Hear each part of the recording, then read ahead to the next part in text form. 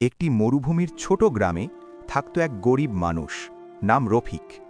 তার একমাত্র সম্পদ ছিল একটি বিশ্বস্ত উট, নাম ছিল বাদল।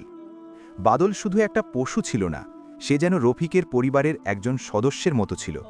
প্রতিদিন রফিক তাকে নিয়ে দূর দূরান্তে পানি আর মালপত্র পৌঁছে দিত। বাদল খুব পরিশ্রমী ছিল। গরম রোদে, বালুর ঝড়ে কখনোই সে অভিযোগ করত না। একদিন রফিক ভাবল, যদি আমি বাদলকে আরও বেশি কাজ করাই, তাহলে আমি আরও বেশি টাকা উপার্জন করতে পারব। সেদিন থেকে সে উটের ওপর অতিরিক্ত বোঝা চাপাতে শুরু করল।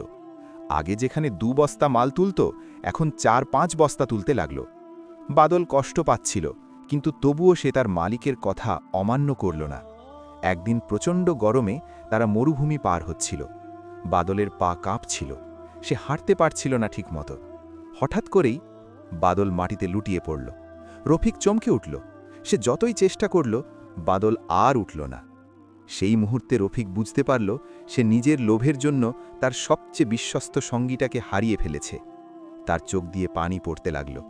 সে বলল, আমি যদি একটু কম লোভী হতাম, আজ আমার বাদল বেঁচে থাকত।